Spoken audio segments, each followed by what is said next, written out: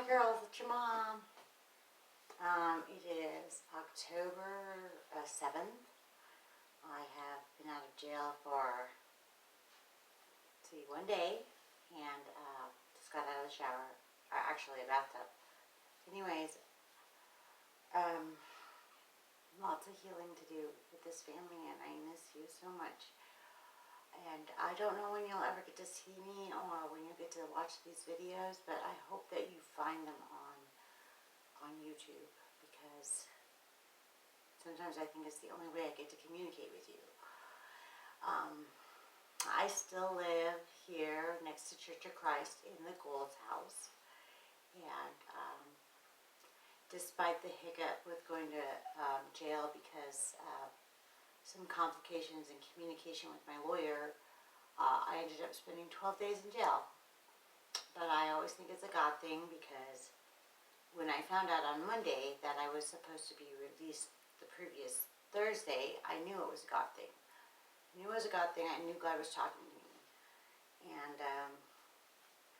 so this is the second birthday in a row that I've spent incarcerated on Esperanza and my birthday. And both times I've also been with help.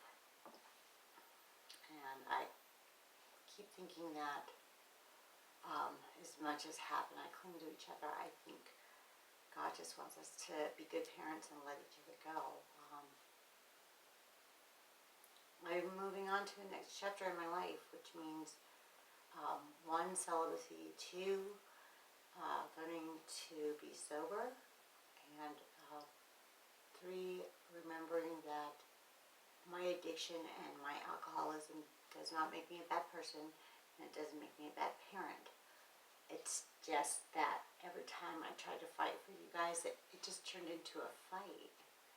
Like a huge explosion between your grandmothers or your dad and and I can't win those battles, because when people argue a point that you know you've forgiven them for, or a point that isn't true, it just simply isn't true, but that's their interpretation of the events, I will never change their minds about how they feel about me. And you should never believe anything anyone says about another person except by your own experience. And so, yeah, when I get to see you, I get to be the fun mommy. I didn't want to be necessarily designated that way, but I love you. And I miss you. And I cry for you, and I pray for you. And I miss you more. And Esperanza, I know like a couple of weeks ago when I talked to you at work, you're like, I never want to be like, I'm not going to be like you, Mom. And I hope you don't end up being the addictive chaos side of me. Do I hope you're like me? Of course I do.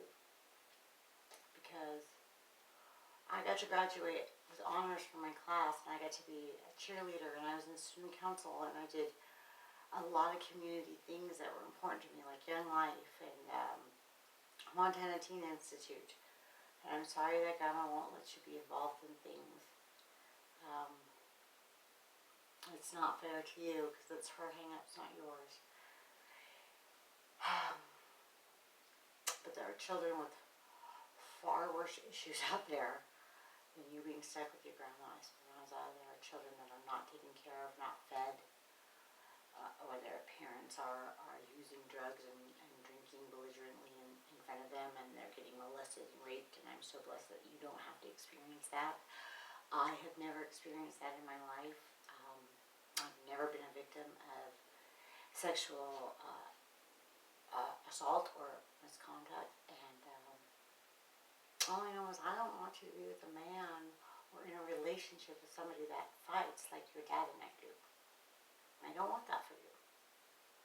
I don't want you to settle for the status quo, thinking that, okay, I'm just going to let them just have their point, and I'm just going to move on from this. You need to recognize the signs right away. And when Mitch, my first husband, who was my high school sweetheart, committed suicide, and Jeremy died in a car crash, and then Hap came along he said we'd known each other for so long. I thought that maybe God was sending me my perfect mate. But your dad and I have no way to mend those wounds inside of us that will ever make us healthy enough to be together while you guys are young. Or I hope that someday we do. But it won't be during your young years. And a lot of that comes from the fact that when forgiveness takes place in our hearts through Jesus Christ, and we accept the Lord as our Savior, and we ask Him for forgiveness for our sins, then we have to also forgive those people that have transgressed or hurt us. Like Esperanza and Shelby, you'll have to ask yourselves whether you're willing to forgive me for not being an active mom or standing up more. And I need to learn to forgive my mom for always being so mean when she had 4 kids to raise and she was just struggling. And I'll have to ask you guys to forgive me for the violence that you guys had to see, and the arrests and the absences. And I never in my wildest dreams would have thought that I would have been an absent parent. Because I'm so good with kids, I'm so good with you. But I have adult issues that came out of my childhood that will always be a part of me. And I didn't think you guys should suffer with that because I was told by everybody else that's what it would be. It would be suffering. And now I know that's not true. It was just all a lie. And I can't take back the years, and I can't rewind it all and start over. All I can do is just tell you I love you. And every day I wake up thinking about you and praying for you and just hoping that God touches my life so that I can be a positive and productive and decent person to everybody I come into contact with. And there's always going to be haters. Because when you love the Lord, even Jesus had haters. How else did he end up in the cross? And Paul, his most vocal apostle, was Saul originally, and he used to kill Christians for believing in what Jesus taught and what we believe about Jesus, which is that he saved us from eternity in the abyss and hell and nothingness, so that when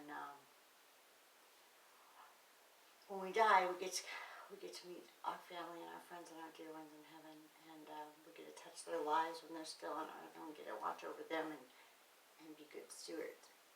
And God already knows that we're sinners, and that's okay. I'm never gonna be a sinner. I'm never gonna be a perfect parent, because obviously it's too late for that. I just want you to know that in this coloring outside the lines, or making the owl purple instead of brown, or singing at a higher volume in the car because the song makes you feel good, those things are okay. Anyone that tells you that they're not, well, they're just simply wrong. Because I know from a higher authority that anything that brings you real, genuine joy, that warms your heart and makes you want more of it in a way that's not destructive, is a God thing. Is God working in our